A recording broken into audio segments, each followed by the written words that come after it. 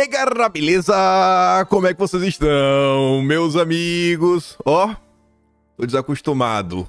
4 vitórias num dia só. O que está acontecendo nesse Brasil? Gente, vocês devem ter acompanhado que no dia de ontem o Congresso debateu temas importantíssimos para o Brasil e você já deve ter visto um ou outro, principalmente manter o veto de Bolsonaro, né? A turma conseguiu vitória acachapante da direita, só que não ficou restrito nisso. Teve mais outras 3 vitórias e, obviamente, a gente vai começar o vídeo comentando sobre isso, mostrar um pouco da repercussão na imprensa e dá para bater o martelo que após esse episódio, o Lula, que já estava com o seu governo basicamente já tinha acabado, as coisas estão ainda piores. Ainda piores, vocês vão ver. Quem diz isso é o próprio consórcio.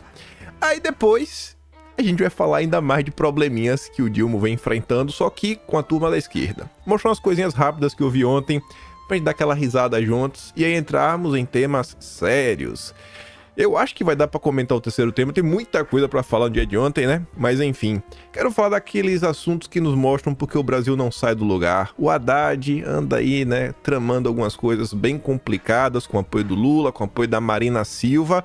E pra nossa surpresa, podemos estar diante de mais uma confusão envolvendo ministros de Estado, presidente de estatal e tudo mais. Ou seja, né, mais dor de cabeça pro Dilma ter que lidar e vai dar errado.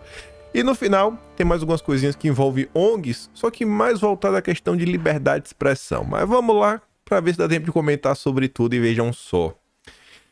Eu deixei de fake news por último, né, que é o mais importante de todos. Acho que vocês entendem o porquê, mas quando chegar lá a gente comenta de novo. E aí, esse daqui não teve tanta repercussão. Na verdade até teve uma certa repercussão, mas nem se compara como foi a questão do fake news, que realmente foi aquela sensação de vitória, mas vitória para valer. Congresso derruba veto de Dilma e recoloca diretrizes contra MST, a galera da diversidade, na lei orçamentária. Isso daqui é importante. Veja só.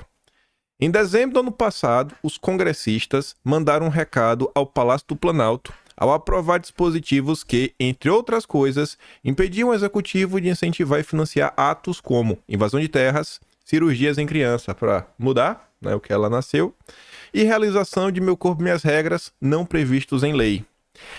Não é que a turma só derrubou o veto do Lula. A emenda na Lei de Diretrizes Orçamentárias foi articulada pelo Altineu, é o líder do PL na Câmara, obviamente vai ter que articular alguma coisa, mas quem realmente propôs essa mudança no passado foi o Eduardo Bolsonaro. Foi o Eduardo Bolsonaro.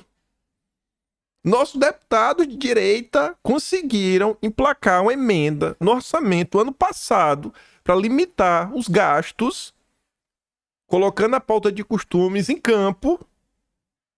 O Lula vetou, a galera foi lá e derrubou o veto. E importante esse veto aqui, porque ao longo do dia de ontem, olhando os placares, eu acho que esse aqui foi o que teve o placar maior, se eu não estou enganado. E é um placar, assim, que eu acho que deve ter atrapalhado o sono do Lula.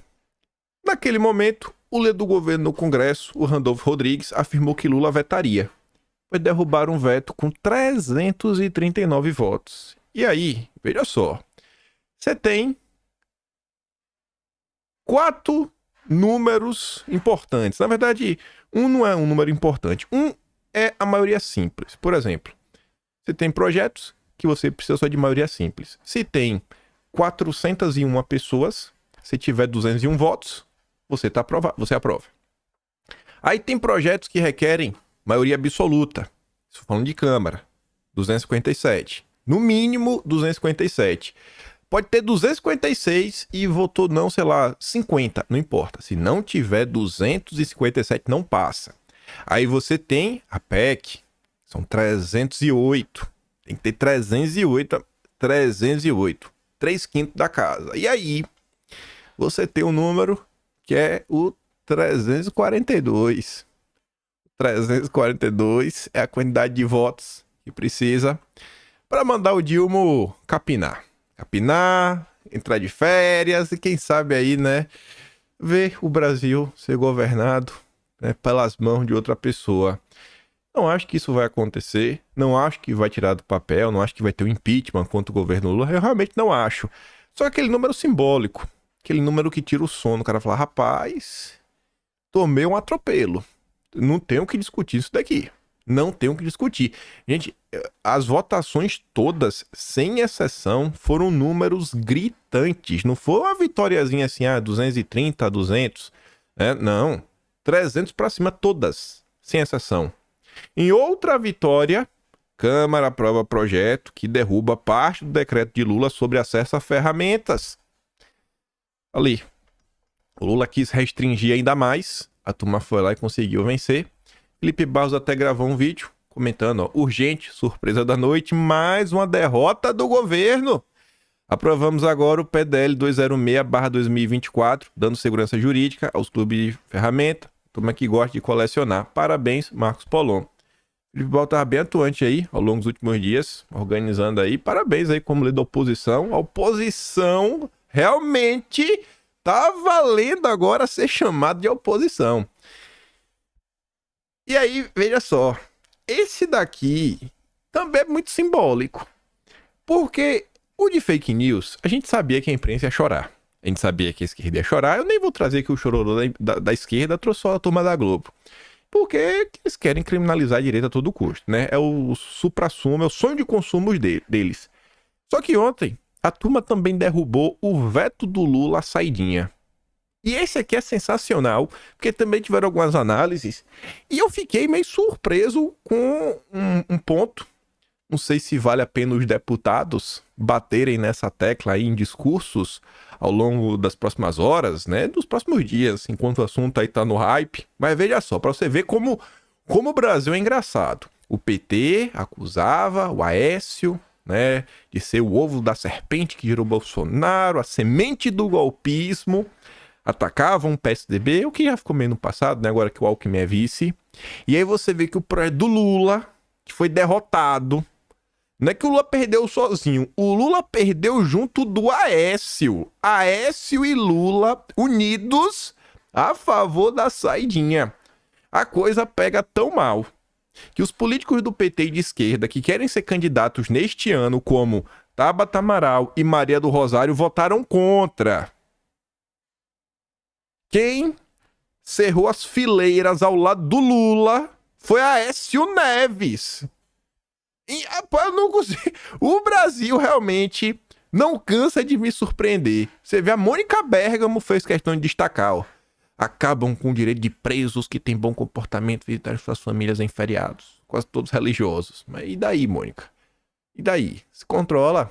Ficou chateada aí, né? Que o Lula e o Aécio trabalhando junto e perderam. Lula teve apoio de Aécio e 2 votos contra do PT no caso da saidinha. Entre os pré-candidatos à Prefeitura de São Paulo, só o Boulos, que realmente deu a cara a tapa, falou, não, Lula, eu vou com você, vou apanhar junto. Nem Tabata Amaral, nem Kataguiri engrossaram o contingente para... quer dizer, eles engrossaram o contingente para derrubar o veto do Lula. Aí, olha que engraçado. Né? Isso aqui é uma baita surpresa. Ninguém esperava. Eu acho que agora todo mundo foi pego de surpresa. Para manter saidinha de presos, governo conta com o Supremo para reverter derrota de Lula no Congresso. Rapaz, Lula? É sério vai fazer isso, Lula? Nossa, que estratégia arrojada. Eu acho que ninguém esperava que Lula fosse levar para o Supremo. Governo Lula e ala do Supremo prevêem judicialização após fim da saidinha de presos. Estou surpreso. Não esperava que Lula fosse... Achava que Lula ia só aceitar perder. Randolph entra na mira do PT após Congresso derrubar veto de Lula à saidinha dos presos. E aí chamou muito minha atenção, porque a do MST, questão do orçamento, a imprensa não falou muita coisa. A questão aí da restrição do Lula às ferramentas, a imprensa também não falou muita coisa. O das fake news, óbvio que ia falar. Só que o da saidinha, eu acho que foi o assunto mais comentado da imprensa e principal ponto das análises. Aqui já estão colocando a culpa no Randolph Rodrigues, né? Colocar a culpa pela derrota com D maiúsculo imposta nesta terça ao Planalto em verdadeiro clima de desânimo. Culpam o senador pela desarticulação. Aí, vem a Vera Rosa, no Estadão, para trazer mais algumas informações que eu fiquei assim, rapaz, eu não tô entendendo nada. A polarização que domina o cenário político, né, Kel? Padilha e Haddad admitem insônia na crise, mas o governo precisa acertar a passo do jogo com o Congresso. A polarização que domina o cenário político fez curva na Praça dos Três Poderes e desembarcou no Palácio do Planalto. Na noite desta terça, o Congresso, né, derrubou o veto do Lula ao projeto que restringe a saidinha. A derrota da articulação do governo ficou evidente. Dias antes, a olhar atentamente para o Padilha, Lula havia estranhado as madeixas do auxiliar. Padilha, você pintou o cabelo? Perguntou Lula. Só se for de branco, presidente. Tá dormindo direito. Depois do revés desta terça, porém, os cabelos de Padilha devem ter ficado ainda mais grisalhos. Motivo: todos no Congresso sabiam que a manutenção da saída temporária de presos era considerada fundamental por Lula. Aqui que é o ponto.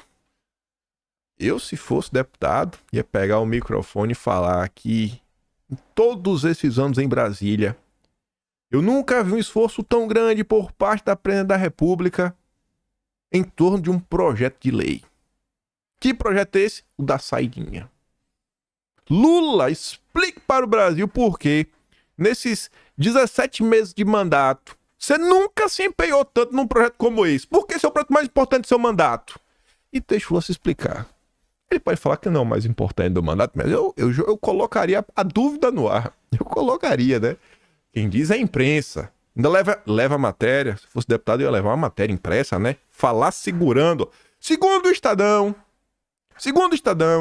o Lula nunca se esforçou tanto assim ao longo de todo o ano.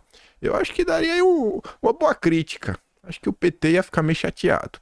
Desde novembro do ano passado, Padilha não trocava a palavra com Lira, que já o chamou de incompetente, desafeto. O resultado não tardou. Realmente, né? Perdeu feio.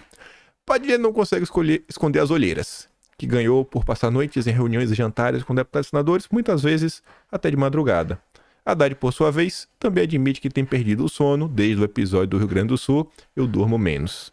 Essa matéria aqui, muito mais do que falar sobre a derrubada, está comentando sobre... A matéria é mais extensa, traz mais coisas, mas o que acho que dá para sentir o ponto principal é que quem é Haddad? Está nos principais ministros, né? Como qualquer governo, o ministro da Fazenda, da Economia, tem um papel crucial, que a economia é o que acho que mais pesa no bolso de todo mundo. E o Padilha? Padilha é o homem da articulação. O que está falando aqui no frigir dos ovos é o seguinte: o governo acabou.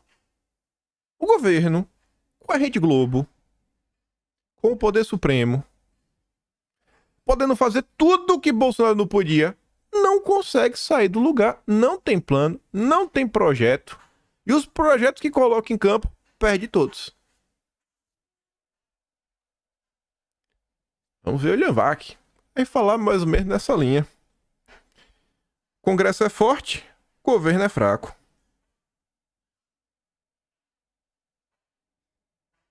Foi um péssimo dia para o governo Lula 3 no Congresso Nacional. O governo perdeu cada uma das quedas de braço que topou levar adiante com os parlamentares. As derrotas vão de saidinha dos presos, que o Congresso manteve, ele manteve essa proibição. Assim como manteve o Congresso a proibição que já vinha do governo Bolsonaro de criminalizar a difusão de fake news. As derrotas abrangeram também matérias relativas a aborto, mudança de sexo. Os assuntos são bem diversos, mas o recado é claro. Quando se tratou da liberação de emendas para os parlamentares, as negociações progrediram, as emendas saíram. Mas as chamadas pautas político-partidárias, aquelas que estão no meio da polarização ou aquelas que são caras do ponto de vista ideológico, nessas o Congresso bateu no governo. Nem importava muito o mérito das questões. Esse aí, o mérito das questões, que não importava no caso, ficou evidente quando falamos da criminalização de fake news. Antes, lá atrás, o Congresso achava que seria crime divulgar fake news. Bolsonaro vetou. Lula não gostou, mas o Congresso manteve o veto, ou seja, antes o Congresso achava que devia sim ser crime e agora acha que não deveria ser não crime. Parece um zigue-zague, mas não é. O que o Congresso está querendo dizer ao Executivo é que ele, Congresso de fato, exerce seus poderes. Nenhuma surpresa. a não ser o governo Lula acreditar que resolve no gogó o que é hoje uma mudança estrutural de pesos específicos na constelação de poderes em Brasília. O Congresso é forte, o governo é fraco. Tô triste. Nossa, como eu tô triste, né? Coitado do Lula. Teve um péssimo dia. Mas vamos lá. A principal derrota do governo Lula. Porque, gente, na boa. Fake news é qualquer coisa que desagrada a esquerda, a Globo e algumas pessoas por aí. Eles queriam a todo custo criminalizar isso. 5 anos de cadeia. E o veto de Bolsonaro foi mantido. A Globo colocou aqui uma manchete extremamente honesta. Em derrota de Lula. Sim, é a agenda central do governo Lula. Lula quer isso. Derrota de Lula. Não pode esquecer. Congresso mantém veto de Bolsonaro que dificulta a punição de disseminação de fake news. Não tem nada a ver com isso, rapaz. Se controla aí, Globo. Se controla aí, se controla. Mas foi bom vocês deixarem, né, destaque que o Lula perdeu. Porque é isso que o Lula defende. Congresso impõe derrotas a Lula e governo sofre ampla traição entre partidos aliados. A manchete mais ou menos na mesma linha, só que diferentemente da matéria da Globo. Folha de São Paulo teve aqui, né, a consideração de comentar um pouco sobre a articulação política do veto ser mantido e, acho que para surpresa de ninguém, Bolsonaro atuou para evitar a derrubada dos vetos e na semana passada participou de um almoço da bancada ruralista e pediu para que os deputados e senadores presentes tentassem impedir mudanças. Então, Bolsonaro, obrigado aí, capitão. Sei que tá sem mandato, sei que tu pode estar cansado, segue aí trabalhando. Isso aí, não dá vida mole pro Lula. Aí vem o jornalista da Globo, Marcelo Lins. Não criminalizar a divulgação de mentiras, uma ação que pode ter efeitos trágicos sobre processos eleitorais, mas não apenas sobre eles, diz muito sobre os valores do atual Congresso Nacional. Ô, tadinho. Aí vem queixada. 300 votos a favor de fake news é um estrondo. Tem aí um sinal claro, não é só a extrema-direita nessa agenda, é a direita também, o centro-direita, é o que a gente chama de centrão. Me lembrei daquela imagem da mitologia grega, que é um corpo de monstro e a cabeça de serpente, que vai comer todos eles. Esse monstro vai engolir todos eles que não operam na indústria da fake news. Oh, Natus. Mente, que nem sente mais, né, fia? Só quem tá... Aproveitar aqui o bonde que a gente tá falando da Globo, né? Porque a Globo defende tanto o PT. Globo arrecada 3,7 bilhões no primeiro trimestre de 2024 e tem o maior lucro desde 2016. Obrigado, Lula, né? Bastou Lulinha, bastou o PT voltar pra Globo voltar a sorrir. Mas vamos voltar. Falando sobre a questão de fake news, para relembrar para vocês como são as coisas, as pessoas que estão nos inquéritos sobre disseminação de fake news não foram para lá à toa.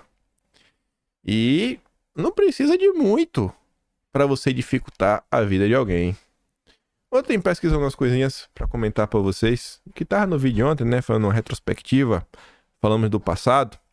Eu encontrei esse vídeo, falei, nossa, esse vídeo aqui é bem pertinente, vale a pena ouvir. É capaz de algum de vocês nem ter conhecimento disso aqui que aconteceu na época. Esse daqui é o senhor Luciano Ayan. Por diversas vezes já explicaram, né? Já contaram como ele montou vários dossiês quando tomada direita, que esses dossiês foram levados para a CPMI das fake news. E esse material foi protocolado pelo Alexandre Frota, que atua em parceria com a Joyce. E o Joyce e o Alexandre Frota, ainda em dezembro de 2019 e em janeiro de 2020, bateram na porta do cara lá. E o cara lá, né, enfim, vai os inquéritos. O cara lá, né, não precisa falar o nome do ministro. Vamos aqui ouvir o senhor Ayan e depois a Joyce. Na verdade é o único vídeo, né, só vou mudar aqui a imagem. E eu faço Eu fiz, ó, toda aquela contribuição que eu fiz a partir de junho foi com prazer, certo? E tinha mais, eu já tava levantando como é que foi o linchamento do Mourão. Eu fiz em março. Março de 2019, presta atenção. Cronologia, entendeu? Simples. Eu estava apenas estudando para entender o processo. Depois contaram com a minha ajuda lá na frente. Tá. Aqui o... Vamos deixar da... Foi Vossas Excelências terão tempo suficiente para fazer as perguntas. Vamos lá. Aqui tem um levantamento, tá? Dos ataques virtuais com o Mourão. Ó. Vice-presidente da República. Tá aqui. Aí a monta, Joyce leva pra CPMI. Você repara que no vídeo que ele fala, né, que ele começa mesmo pra valer em junho. O que aconteceu em junho de 2019? É o mês, assim, basicamente dias depois da manifestação do 26 de maio, que é o grande marco, que é o desembarque oficial do MBL, quando dias antes da manifestação, mais ou menos dia 17 de maio de 2019, o MBL começa a narrativa que a direita queria fechar o Congresso, queria fechar o Judiciário e tudo mais, quer dar um golpe de Estado, vem pelas mãos do MBL. E aí a turma da direita pede ajuda a Danilo Gentili para ajudar na convocação. Danilo Gentili, que no início de maio estava elogiando o governo Bolsonaro por estar lutando pela liberdade de expressão, porque foi Danilo Gentili que catapultou na rede social, jogou no Trend Topics, o vídeo do general Santos Cruz defendendo regulamentação da mídia, numa entrevista para Vera Magalhães. Aí o Danilo Gentili questiona o governo, Bolsonaro responde, Danilo Gentili elogia. 5 dias depois, no máximo, realmente dia 10 de maio de 2019, o Jornal Nacional começa a tacar o Olavo de Carvalho. Gentili faz aquela postagem, ó, se a Globo tá de um lado, eu tô do outro, sai em defesa de Olavo de Carvalho. E aí, quando chega 10 dias depois, 23, 24 de maio, dias antes, Gentili faz aqueles tweets que, não quero mais saber de política, não parei. Esse parei, ele deixa de seguir as pessoas de direita, continua seguindo Luciano Ayan, continua seguindo Madalene Laxo, que ambos afirmam que ajudaram na CPMI das fake news, né? Você tem esse processo. E aí, o Danilo Gentili diz que está sendo atacado pelos Mavis. Aí tem a manifestação, não acontece nada. As matérias da Globo da época falam que foram manifestações pacíficas, que mostram a força de Bolsonaro. As pautas eram muito claras. Nando Moura, inclusive, questionou e expôs o MBL na época. Passado poucos dias, em junho, e aí o plano começa a entrar realmente em campo. Luciano Ayan produzindo todos esses dossiês, todo esse material que a turminha ia utilizar no futuro na CPMI, que depois foi parar nos inquéritos. Então, assim, imagine se o veto de Bolsonaro tivesse sido derrubado. Imagine, a partir de amanhã ia estar o esquadrão do amor, capaz do próprio MBL, imagine, confeccionando materiais, dossiês, para mostrar como existe uma coordenação na rede social, para meter todo mundo na cadeia. Perderam. O veto de Bolsonaro foi mantido. Lembrando que a primeira lei assim, de fake news mesmo, né, que ganhou uma repercussão na imprensa, foi a Lei Kim das fake news, que foi o Kim Kataguiri atuando contra o veto de Bolsonaro em 2019. As coisas vão passando e tem muita gente que não tem memória, esquece das coisas, ou às vezes nem ouviu falar da história na época. Ontem eu tava vendo o pessoal falando assim, não, o pessoal pega demais no pé do MBL. Eu falei, vocês estão malucos, né? Só pode uma coisa dessa. Como é que vocês esquecem, né, de quem criou toda a confusão que a gente tá inserido hoje? Essa frase aqui da Tsuki ontem... Ontem não, né? Já foi agora, de tarde aqui, umas 4 da tarde. Eu tinha acabado de postar, eu acabei vendo. Eu acho que essa frase aqui resume o dia de ontem. O dia de hoje foi uma prova de que ainda vale a pena votar. A galera da antipolítica, não sei o que, perder tempo, não adianta nada, nada muda, não sei o que, etc, tudo mais. Pô, olha o dia de ontem. Olha o dia de ontem. Olha o dia de ontem.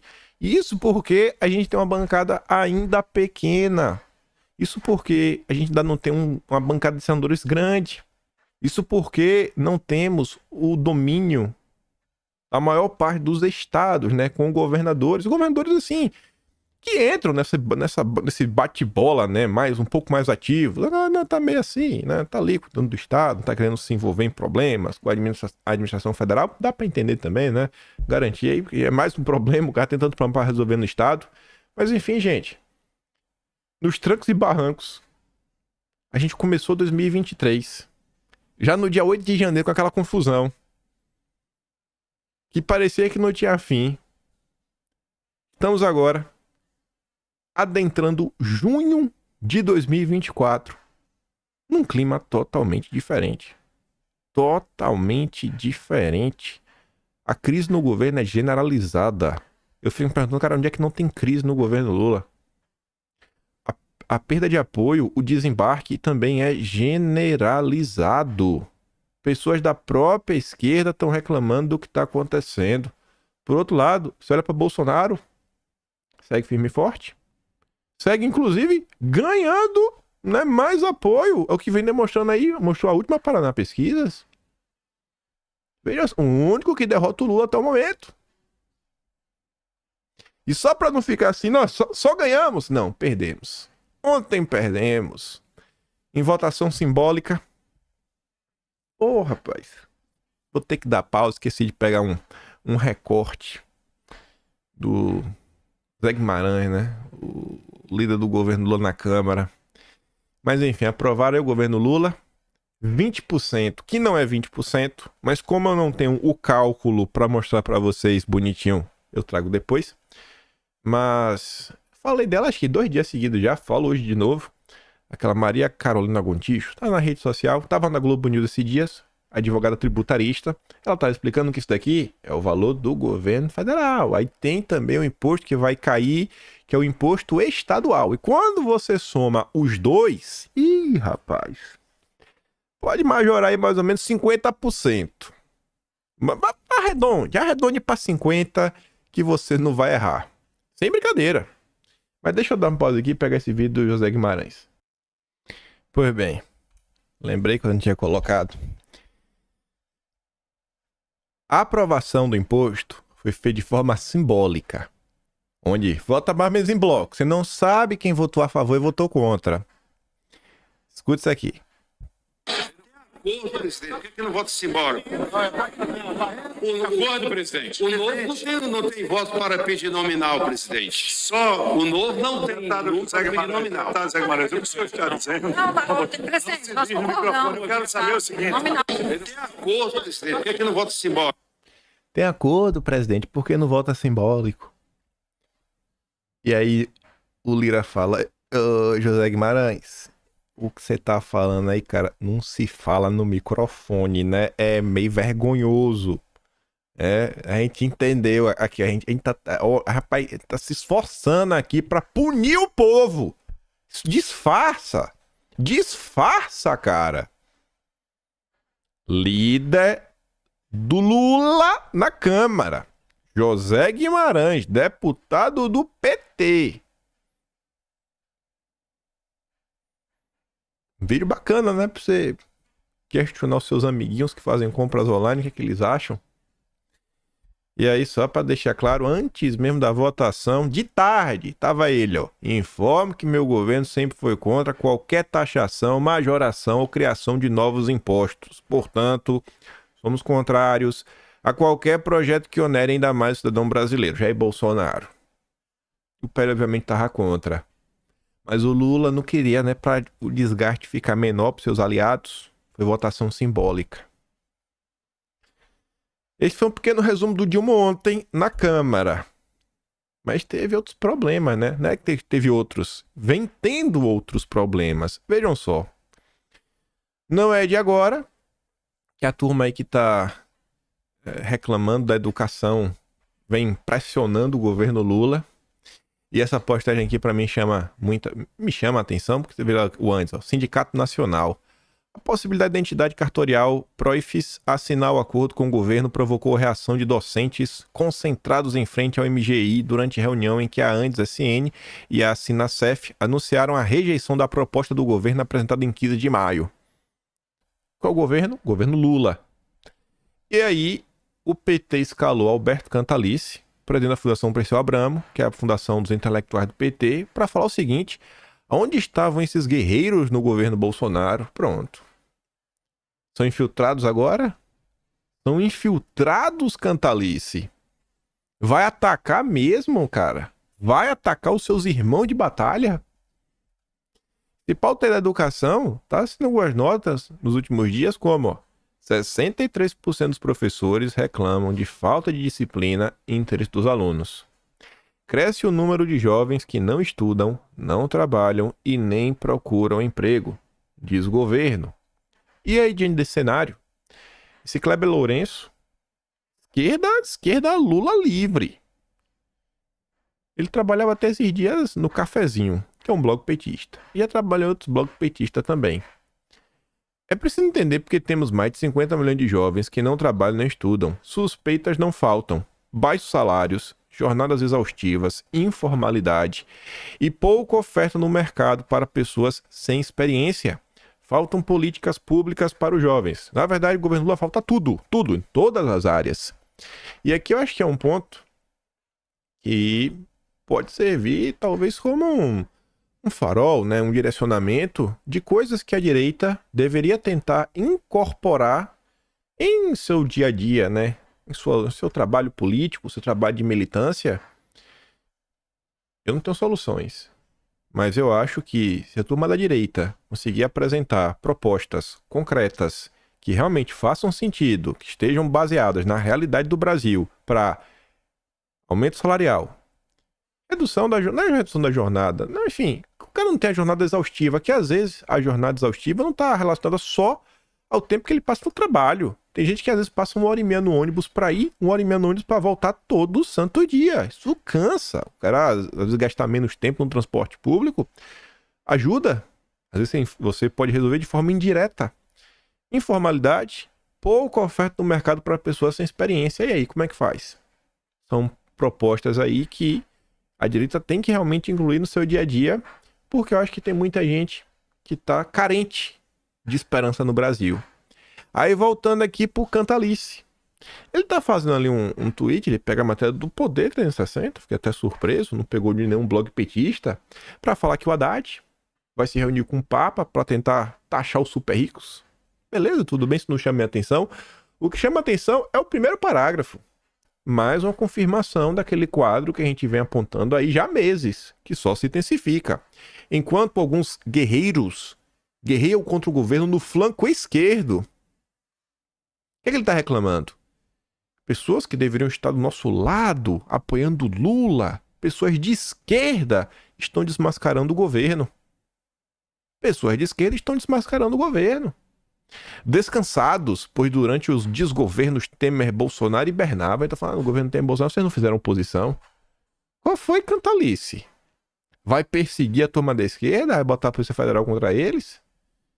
Os ensandecidos do flanco da direita continuam sua voracidade, apesar da rásia que fizeram nos cofres da nação. Já o governo peleia nas duas frentes. Realmente, né? O governo tá perdido, não tem pra onde ir, tá apanhando dos dois lados. Esse é o governo Lula. O governo acabou. O governo acabou. O governo acabou. E diante desse fracasso do governo Lula, por isso que eu insisto, temos que trazer algumas propostas que melhorem o dia a dia do cidadão comum. Porque se a coisa para a direita tá relativamente bacana, o nosso horizonte que vem pintando no horizonte é bem otimista. É bom, otimista, não vou falar bem otimista.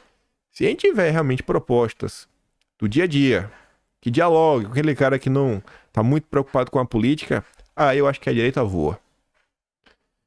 Percepção de que o Brasil está na direção errada atinge o maior patamar do governo Lula 3. 57% dos brasileiros. em 17 meses de mandato. Não estamos nem no 3º ano. Nem acabou o 2º ano ainda. Imagina. Imagina quando chegar 2026. Como é que não vai estar o clima no Brasil, principalmente com essa deterioração econômica que o país vem sofrendo. Imagina o impacto que o Rio Grande do Sul vai causar também ao redor do Brasil. Aí vamos ver se a fake news que é o grande problema. Vamos ver se o povo vai ficar chateado com o PT por conta de fake news ou por causa da forma como estão lidando com as coisas. Mas vamos continuar. Isso daqui para mim só mostra os motivos que provam de forma assim clara que não tem como esse governo dar certo. Todas as medidas do Lula, até quando tem um mínimo de racionalidade, causa briga entre si. Briga entre os membros do governo. Você viu? Fazenda é alertada que programa de crédito pode esvaziar fundo do clima. O Observatório do Clima enviou uma carta ao Haddad pedindo a revisão da MP do Ecoinvest, programa para trazer investimentos estrangeiros para a transição ecológica do Brasil. Para o grupo, ao definir uma governança própria, o Ecoinvest tira atribuições do Comitê Gestor do Fundo do Clima. Olha só, não é que o programa do Haddad é bom, porque se o programa fosse bom, a turma está reclamando do programa. Não, o programa é ruim, tanto que eles apoiam. O que os zongueiros estão chateados é que vai criar uma nova governança, né? Um novo conselho que vai meio que direcionar para onde o dinheiro vai. E a turma do Fundo Amazônia queria que ficasse no Fundo do Clima, na verdade. Esse grupo Observatório do Clima é a união de diferentes ONGs. Esse grupo Observatório do Clima foi criado no Brasil em meados de 2006, se eu não estou enganado, após uma reunião da USAID.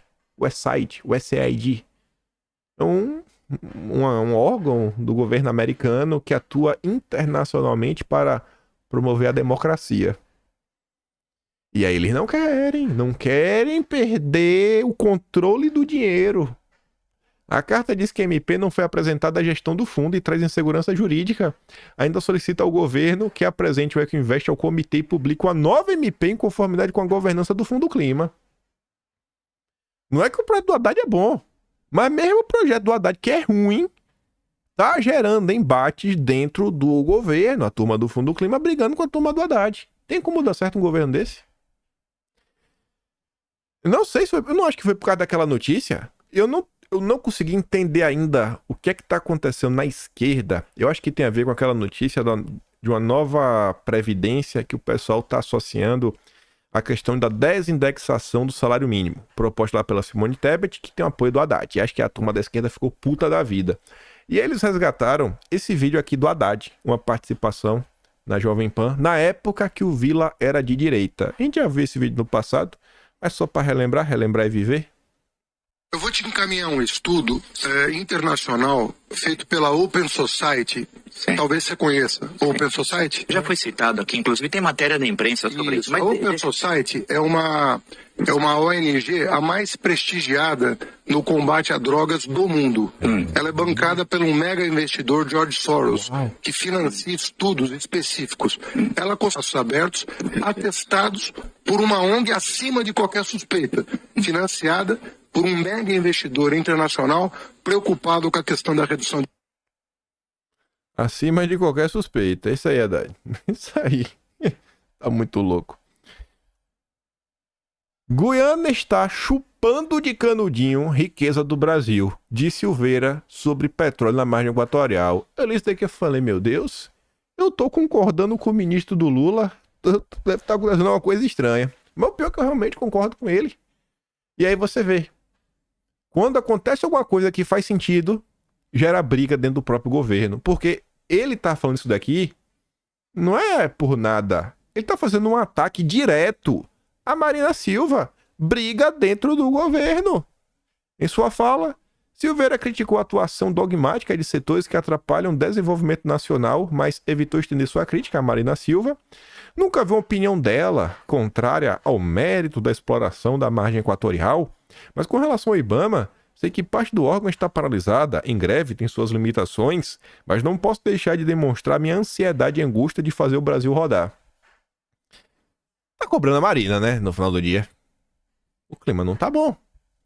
Aí, a Associação de Servidores do IBAMA reage à postura de Magda Chambriard sobre exploração da Foz do Amazonas. É a nova presidente da Petrobras. Todos os campos do governo têm algum tipo de briga. Tem briga na Marinha Equatorial, tem briga no IBAMA, tem briga entre ministro, tem briga entre a Haddad e Fundo do Clima, tem briga entre o Rui Costa e... qual é o outro? E o Padilha, estão brigados. Tem briga entre o Rui Costa e o Jacques Wagner. Tem briga com a primeira-dama, que blinda o Lula de todo mundo. Não tem um lugar no governo que você olha e fala, não, aqui tá ok. Aqui a coisa tá funcionando. A Associação dos Servidores Federais do IBAMA do Rio fez críticas públicas à postura da nova presidente da Petrobras, que defende a exploração de petróleo na Foz do Amazonas. A entidade aponta um artigo publicado por Magda, em que ela afirma que o Ministério do Meio Ambiente não pode usurpar o poder de concessão da presidência da República. No texto, a engenheira defende que o poder do presidente seja superior ao da pasta. O Ministério de Meio Ambiente será de fato o verdadeiro poder concedente do país? É sério que vocês vão deixar essa decisão na mão da Marina? A presidência da República concorda com isso? É nesse contexto que se advoga a intervenção do presidente da República. É ele que tem mandato para estabelecer as prioridades nacionais em nome do povo, escreveu a Magda após o IBAMA negar o pedido da Petrobras para explorar o petróleo na Foz do Amazonas. E o Lula nada fez. As IBAMA afirma que a nova presidente da Petrobras parece desconhecer que a responsabilidade pela emissão de licenças ambientais no âmbito federal é exclusiva do IBAMA, um órgão de Estado que deve tomar sua decisão com base em critérios técnicos, né? Muito técnicos e zongueiros. Não atender apenas a interesse de empresas e seus acionistas ou chancelar a qualquer custo mega obras gestadas pelo governo. A associação defende uma Petrobras alinhada aos novos tempos. É o que o IBAMA da Marina defende. Na vanguarda da transição energética, que gradativamente deixe de ser uma empresa de petróleo e se transforme em uma empresa de energia. Aí não deu para comentar ontem, só um trecho que ele mostra a diferença de Bolsonaro para Lula. Aldo Rebelo concedeu entrevista para Veja e também para Folha de São Paulo. Achei bem interessante que nas duas ele não poupou o Lula. Acho importante. Por exemplo, para mostrar por que eu acho isso aqui relevante. Nos últimos dias, no Twitter, toda vez que eu vejo uma postagem do PCO, na verdade eu vi uma e deixei uma resposta. Falando que o PCO tá passando pano para todos os absurdos que o Lula faz, que o PCO, na verdade, é um puxeirinho no PT, é vassalo do Biden, vassalo da CIA, falou um monte de coisa, falou perturbando também. E aí o PCO, eu comento, ele dá RT na minha postagem e tenta me refutar. Aí dá RT e tenta me refutar, dá RT e tenta me refutar, dá RT e tenta me refutar. Aqui o PCO não me refutou, ficou sem ter o que falar, foi o quê? Eles estão falando de Bolsonaro. Quando a coisa tava feia pra eles, eu até contei o episódio antes no vídeo, porque aquela ânsia de defender o Lula a qualquer custo, eles acabaram defendendo o Eduardo Cunha e Alberto Youssef, imagina, né? E pegou mal, porque o Cunha eles chamam de golpista, da Dilma, e aí, enfim, aí eles voltam, não, mas você está fugindo do ponto que a confusão começou porque vocês queriam nos obrigar a fazer uma campanha por demitir a Marina. Eu falei, ainda bem que vocês lembraram disso. Aí ele fala, mas qual o ponto de criticar só o Lula, se Bolsonaro é um entreguista, neoliberal, isso, aquilo, outro. Aí eu peguei a resposta do Aldo Rebelo, colei no Twitter, eu falei, pessoal, vocês não me levam a sério, né? Minha opinião não vale de nada. Mas tá aqui a opinião do Aldo Rebelo. E aí agora? O Aldo Rebelo também é um infiltrado? O Aldo Rebelo é um infiltrado, pessoal? Aqui é o mesmo efeito do que eu gosto de falar de não preciso trazer matéria bolsonarista, de sites bolsonaristas. Aqui, ó, matéria da Veja entrevistando o Aldo Rebelo, que até o ponto que me consta, bolsonarista ele não é. De extrema direita também não. Você até quer colocar no centro, quer colocar centro-esquerda, esquerda, comunista. De direita, bolsonarista ele não é. E aí, você vai falar o quê? Você mostra daí pro cara de esquerda, o cara de esquerda vai falar o quê? Vai falar o quê, irmão?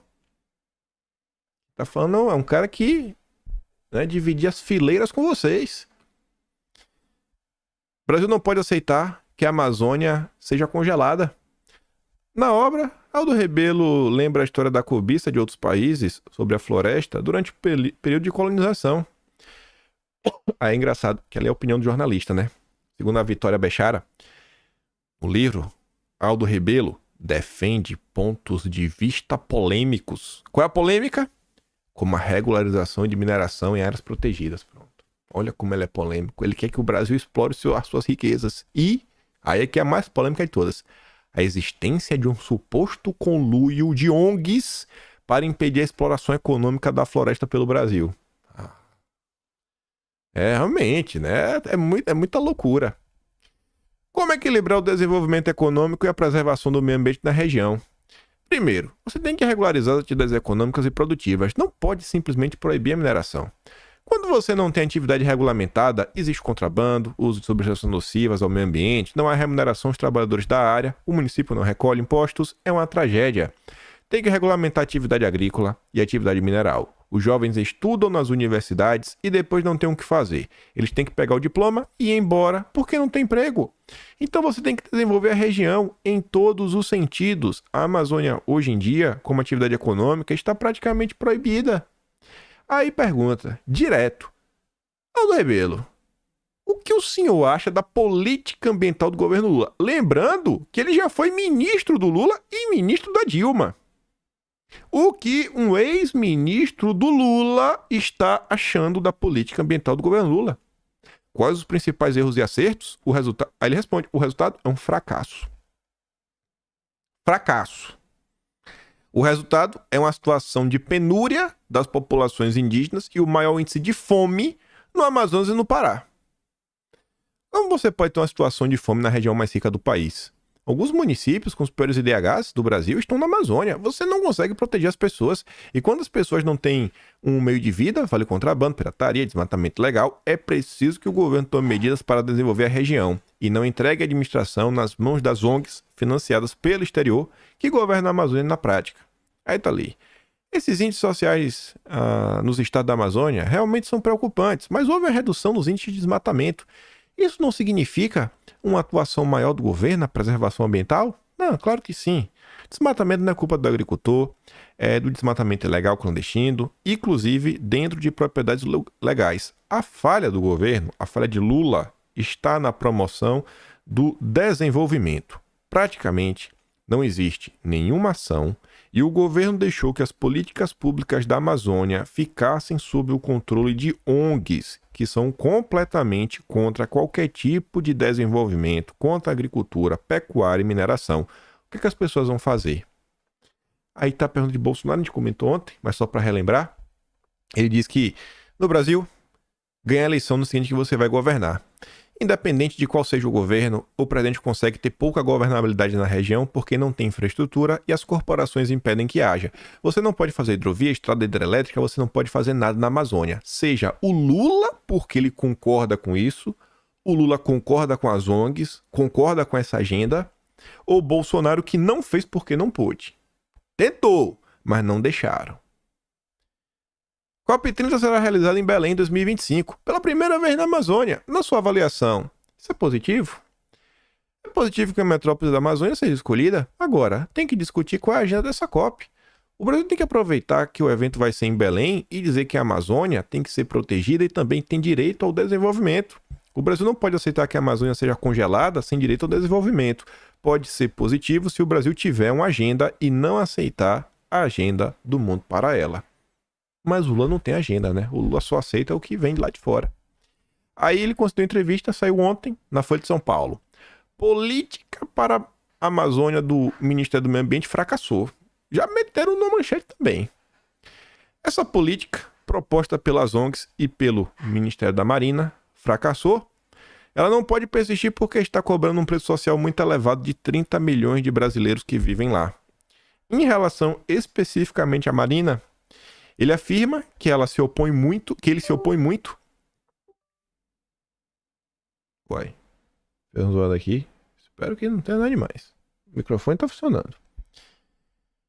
Se opõe à política ambiental conduzida por Marina, segundo ele, vem desde os anos iniciais do primeiro governo Lula, quando era ministro da coordenação política. Em 2005, Aldo foi contrário à demarcação de terra indígena na Raposa Serra do Sol, em Roraima.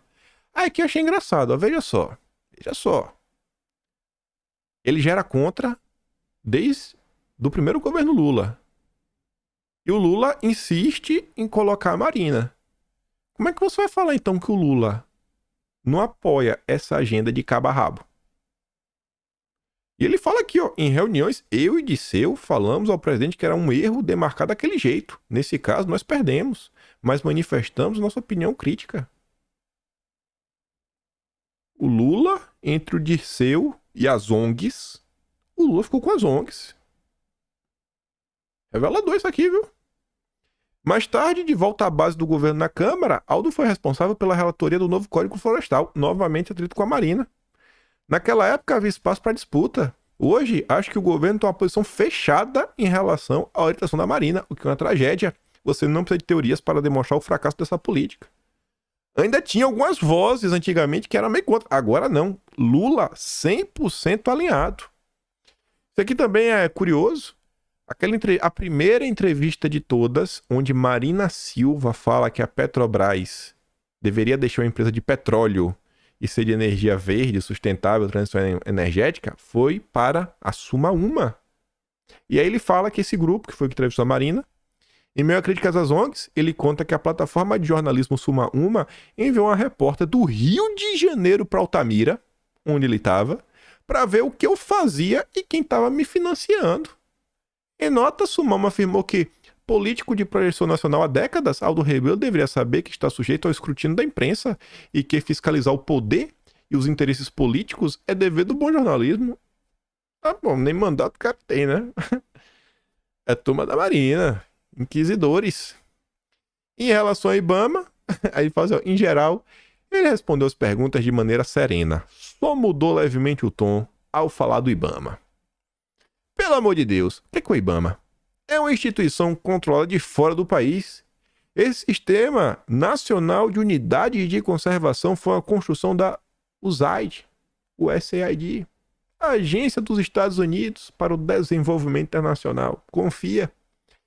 Na nossa margem equatorial, o Ibama proíbe um poço experimental no Amapá. Mas a Guiana pode, né?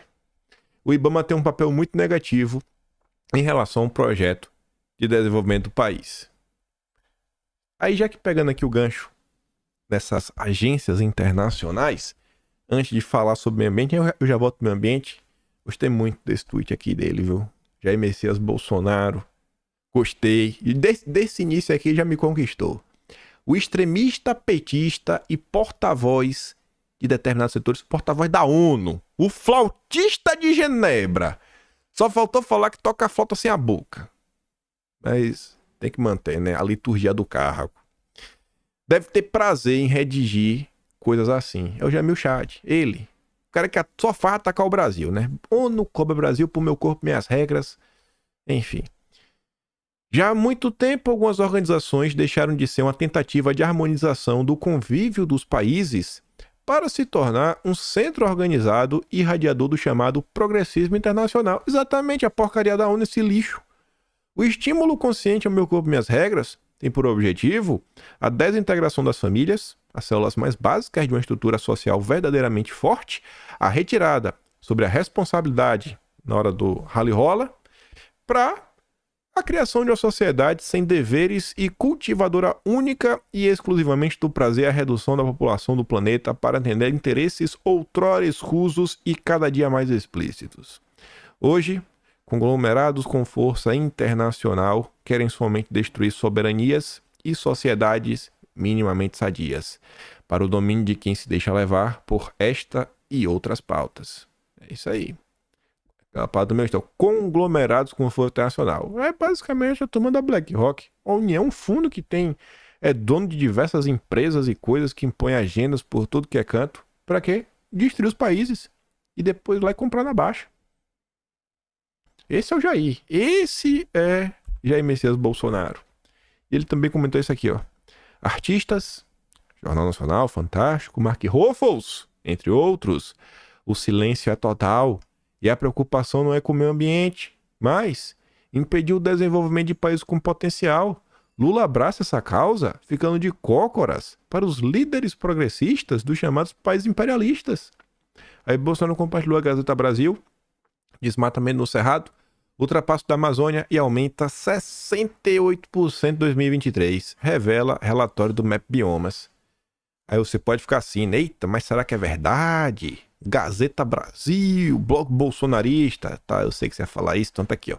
Cerrado tem aumento de 68% de desmatamento e ultrapassa a Amazônia. Matéria do Metrópolis, do consórcio, pra ninguém reclamar. Ninguém reclamar. Tá aqui, ó. Aí. Esse é o governo Lula. Mas não para. Pegando o gancho nisso pra falar de outras coisas. Cerrado pegando fogo. A Amazônia não se desenvolve. E aí vai ter um seminário pequenininho ali, ó. Povos indígenas e comunidades tradicionais frente aos desafios das emergências climáticas. O Tito Fernandes escreve lá embaixo, ó. Olha as ONGs atacando de novo, gringa. Elas só vão parar quando destruírem completamente o Brasil e entregarem os escombros aos seus patrões estrangeiros em troca de muito dinheiro.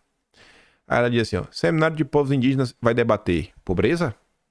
Falta de oportunidades? Saneamento? Infraestrutura? Não. Os índios do Brasil estão muito preocupados com a emergência climática. E lá no finalzinho, o patrocinador, quem? Fundação Ford. Falando em patrocínio, ela fez esse card aqui muitíssimo interessante. Sei que tá pequeno, não dá pra ler, mas só lá em cima, ó. Esse mega infográfico, né, do ICS é importante para a gente enxergar como essas ONGs e fundações financiadas por muitos milhões de dólares fazem lobby para influenciar a sociedade e a legislação do Brasil e operam sem nenhuma fiscalização. Por isso o Brasil precisa da lei das ONGs para ontem. Aí veja que engraçado. Olha, parece até conspiração. Começa lá em cima. O ICS, Instituto Clima e Sociedade, fundado em 2015 com dinheiro da Oak Foundation, de internacional, através do Climate Works, com o objetivo de difundir e implementar no Brasil a agenda do clima, promovida pelo governo dos Estados Unidos, grande capital, Fórum Econômico, pela ONU. Quem está à frente do ICS? Ana Toni, secretária do governo Lula. A gente vai chegar lá. Aí tá aqui, né? A Oak Foundation deu um dinheiro para a Climate Works, que a Climate Works usou esse dinheiro para estabelecer o Instituto Clima e Sociedade no Brasil, para dar apoio ao governo brasileiro para incorporar as mudanças do clima, né? E as policies, né? Regulamentações. A Instituto Clima e Sociedade, instituição de doações totalmente operacional, que irá auxiliar o governo brasileiro a implementar as políticas do clima. Esse Climate Foundations tem como presidente o John Podesta, já devem ter escutado esse cara no passado, Conselho do Clima na ONU, ex-secretário dos Clinton e do Obama, é daí que eu lembro do Podesta, vice-presidente Nancy Lindeborg, ex-diretora da USAID, é quem tá aqui na Climate Works, olha que engraçado, né? E também do CFR, do nosso glorioso Rockefeller. Quem são os financiadores do Climate Works? Oak Foundation, Soros e a Fundação Ford. Sensacional. E agora, na gestão Biden, o Podesta foi nomeado novo emissário do clima, substituindo nosso amigo John Kerry, que veio no Brasil, que falou que a Amazônia é nossa. Aí, quando você olha a Oak Foundation, o presidente dela, Douglas Griffiths, que era do Departamento de Estado americano, né? Embaixador do Departamento de Estado e representante na ONU. E o nosso querido Douglas, ele também não é do Conselho Deliberativo do ICS? Que engraçado, né, rapaz? A diretora executiva do ICS é a Ana Amélia Campos Toni, amiga do Deltan Dallagnol também, né? Não dá pra deixar de esquecer. Não quero pegar no teu pé, Deltinha, mas tá lá no relatório dos amigos, né? Do Bruno Brandão. Daquele acordo lá de leniência que tu queria ajudar, que a Transparência Internacional criasse o compliance. Exatamente isso aqui, ó. A mesma coisa que o ICS quer fazer em relação à agenda do clima, o Deltan Dallagnol com apoio do ICS, da Anatone, queria fazer para a multa da JBS para combater a corrupção. Confia. Mas vamos voltar. Cadê o meu mouse? 2015, Anatone, que antes de estar no ICS era da Fundação Ford. Que engraçado. Lança o ICS com o fundo da Climate Work Foundation para promover a pauta da agenda do clima. Além da Ford, ela também é do Greenpeace e ela é membro oficial do Fórum Econômico. Tem uma página do site oficial do Fórum Econômico para falar dela. Aí o ICS recebe dinheirinho dessas entidades. Olhando só essas entidades aqui, ó. Aqui embaixo. De 2018 a 2023, 5 anos. 18, 19, 20, 21, 6 anos, né? Contando em 18. Recebeu nada mais nada menos do que 67.529.000 dólares. Só de dólares, que valem mais do que dinheiro. Imagina. Aí o ICS depois trabalha para ajudar o Brasil. Aqui são os grupos que recebem dinheiro do ICS, que já receberam em algum momento. Observatório do Clima, que a gente falou ali atrás, fechado com a Haddad, né? Greenpeace, IPAM, Amazon, Clima Info. Deixa eu ver aqui. Os que estão sempre atrapalhando. Sebri. Também esse está sempre atrapalhando. Artigo 19. A gente vai falar do artigo 19. A gente vai falar aqui do artigo 19. Eu nem tinha visto antes. Grava. A CUT vocês conhecem. Cipó. IDS. Cadê? O ISA. Ó, o ISA lá da CPI das ONGs. Nexo também. Esse aqui, nossa, jornal chato. Ó, o Conectas. Arapiu? Não, Conectas. O Conectas é que tava lá com os petistas em março de 2022, naquela primeira reunião que o Washington Brasil Office criou com os parlamentares americanos para defender a soberania nacional, defender o Estado Democrático de Direito contra Bolsonaro. Ó, Igarapé, da amiga do Moro, da Helena Zabor, amiga mesmo, né? O Moro tentou nomear pro governo, se não fosse o povo cobrando, minha Nossa Senhora. Olha a Uni, agência pública. Rapaz, é muita coisa, velho. É muita coisa. Você tá entendendo como essas coisas? Isso aqui só dinheiro internacional. E depois vai aqui pra todo mundo juntos lutar por um Brasil melhor. Tu acredita nesse Brasil melhor? 67,5 milhões de dólares. Vamos botar em cotação atual. Vamos botar 4. Vou reduzir para 65. Vou ficar mais fácil. 130, 260 milhões de reais. Gente, é muito dinheiro. É muito dinheiro. Aí, pegando o gancho, para falar do artigo 19. Lembra essa notícia? Do dia 20? A gente comentou na época. Carlos postou ela ontem. Veio bem a calhar, né? Não, como eu gosto quando as coisas se encaixam assim, né? De forma totalmente desproposital. Eu nem lembrava do artigo 19. Brasil pós-Bolsonaro tem maior avanço mundial em ranking de liberdade de expressão, diz ONG. Aí o Carlos fala assim, ó, diz ONG, mas beleza. O brasileiro já está entendendo que há um estado paralelo dentro do Brasil, um comandado por algumas ONGs nacionais e estrangeiras que minam a nossa soberania e interferem de forma perniciosa no processo político brasileiro. Algum jornalista, por exemplo, foi calado, deportado ou preso durante o governo de Bolsonaro por manifestar sua opinião? Não.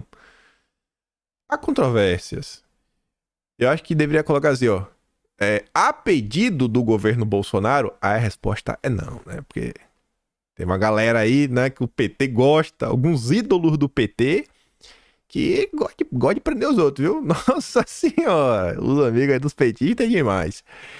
Ao contrário, em administração anterior do atual governo, um jornalista americano estava para ser deportado porque chamou um certo cachaceiro de cachaceiro.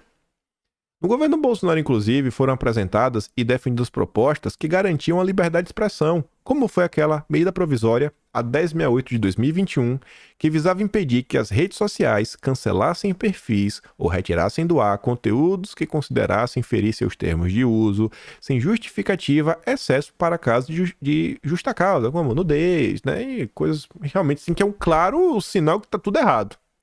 Infelizmente, a MP foi devolvida pelo presidente do Congresso à época, o Pacheco, mesmo de hoje. Isto não é defender a liberdade de expressão? Se não é, o que é que é? Bolsonaro apresentou isso. Isso não é defender... A medida provisória de Bolsonaro não é em prol da liberdade de expressão? A narrativa tenta de todo modo avançar para reescrever a história e perpetuar no poder aqueles que desejam esmagar o pescoço do povo com sola de ferro. Tem método. Muito. E eu já tinha separado isso aqui. Eu dei zoom, nem lembrei. Forçando minha vista. Tá aqui o texto do Carlos. Isso aqui eu tinha separado pra gente comentar lá atrás. Tá em vídeo aqui, mas nunca dá tempo. Por isso que eu digo assim, eu nem me estresso. Nem me estresso quando não dá pra comentar com esse vídeo, porque eu sei que se for pra ser, será. Se não, vai pro Atlas. Mas tá lá embaixo, ó. Notícia da Folha de São Paulo. E aí, na época, o pessoal foi atrás. O pessoal foi atrás. Olha quem é diretora executiva.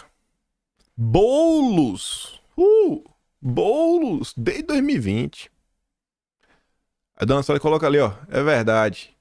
Inclusive a diretora de tal ONG super imparcial ali, ó. Artigo 19, Conselho.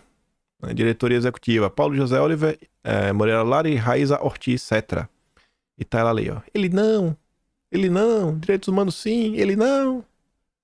É a ONG que fez esse levantamento para falar que o Brasil agora com Lula é mais livre do que na época Bolsonaro. E a artigo 19 também recebe apoio da Open Society Foundation do Soros. Você vê como a questão da Agenda Verde está entrelaçada com a liberdade de expressão. No final do dia está entrelaçado porque é tão importante avançar com esse projeto do Felipe Barros. Vamos cortar a mamata. Vamos cortar a fonte de financiamento para ver como é que funciona. Quem foi que postou isso aqui? Uai. Será que ficou fora de ordem? Oh, não, tá aqui, pô. Tá aqui, ficou fora de ordem. O Vilimil colocou ali, ó. Quem são os financiadores do artigo 19? A ONG que fez esse estudo. Comissão Ford? Comissão Europeia, Fundação Ford. Tem outras, né? Embaixada, Canadá, Senegal, etc. Vou pular. Ministério das Relações Exteriores da Holanda. Ministério das Relações Exteriores da Noruega. Departamento de Desenvolvimento Internacional do Reino Unido. Escritório de Relações Exteriores da Commonwealth Reino Unido. Vou pular por ali de baixo. Departamento de Estado dos Estados Unidos. Aí, olha agora. De novo, mais uma vez. Agência dos Estados Unidos para Assuntos Internacionais e Desenvolvimento. USAID, outside. Mais uma vez esses miseráveis. E ainda tem um ali que o Velimigo não postou, que é o National Endowment for Democracy. É o NED. Mais uma agência ligada ao governo norte-americano. Quando diz ligado ao governo, é como se fosse, por exemplo, um Apex, que é do governo brasileiro. Tipo isso, é um Apex do governo americano. Tanto a USAID quanto a NED é um Apex. É um Apex, assim, é um órgão, governo, é isso. As mesmas ONGs. Felipe Barros fala sobre isso. E não é só Brasil, não. Estados Unidos, Holanda, Noruega. E aí fazer aquele disclaimer porque tem que fazer, né? Porque tem a direita, que agora tá demais. A direita que tá combatendo a direita duguinista. Porque se você reclama do mundo ocidental, se você reclama dos Estados Unidos, é porque você está do lado da Rússia. Não. Eu não tô do lado de ninguém. Tô do lado do Brasil. Eu não quero que nenhuma ONG no Brasil receba nem dinheiro russo, nem dinheiro dos Estados Unidos. Pode ser? A gente pode concordar? Nem da Rússia, nem dos Estados Unidos, nem do País Vermelho. De ninguém. De ninguém. Essas ONGs? Não. Não. Tô fora. Não falha nunca. Falei o que eu tô falando, né? Artigo 19. 420 mil dólares a cada 2 anos. Combater as ONGs. Combater a agenda SG é lutar pela liberdade de expressão. Também contou com o milhão do episódio do Soros, maior financiador da extrema esquerda no mundo. E é isso. Chegamos ao final de mais um vídeo. Vou mandar o recorde do Haddad, recorde lá do Lira, que a gente tem o play no vídeo de hoje. E a observar, né? Não dá pedindo mais nada pra vocês. O povão segue fazendo toda a sua parte. Espero que os deputados, de coração, consigam surfar essa onda do momento muito positiva. Vitórias importantes. Conseguir avançar com os projetos. Conseguir incorporar mais elementos em seus discursos para trazer mais coisas, manter o embate cultural, o embate ideológico, a luta pela liberdade de expressão e colocar algumas coisinhas a mais para gente conquistar esse eleitorado que já está bem descontente com o Lula, que está bem claro, e trabalhar para a gente conseguir, quem sabe, avançar, né, com a lei das ONGs. Começar a avançar para ver quanto mais cedo andar, melhor. Não sei, não acho que vai ser aprovado esse ano, porque já vai ter eleição, mas não tem por que não começar agora, né? E é isso. Se gosta do meu trabalho, quiser dar um tiquinho mais, passa no canal, tem um botão de valeu, tem um peito na descrição e tem um Atlas brasileiro, kimpen.com.br, dia 15, saiu de abril, que a gente nunca entrou pra falar dele, né? Pra comentar um pouco sobre como é que foi a dívida. Eu queria muito comentar como eu dividi a questão do Elon Musk, mas não dá tempo. Não deu tempo, um dia vai dar. Até quem sabe quando lançar a gente olha o índice. Mas é isso. Aquele grande beijo e abraço. Compartilha. O que você achou interessante, volta, bate aquele print, bate aquela foto. Manda pro seu amigo que ainda não acordou pra política. Um tema que você sabe que ele vai se interessar. Sabe? Convença. Se questione como convencer as pessoas. Como convencer. Não vá pra ganhar. Vá pra convencer. Vá pra convencer. Não vá pra humilhar o cara, mostrar que você é mais esperto. Vá pra convencer. Traz pro nosso lado. Lá na frente, 2, 3 meses, ele vai dar o braço a torcer. Vai falar que tudo tá certo. Traz. Vamos ampliar a nossa base. E grande beijo e abraço. Tamo juntos. Valeu, meus amigos. Fui!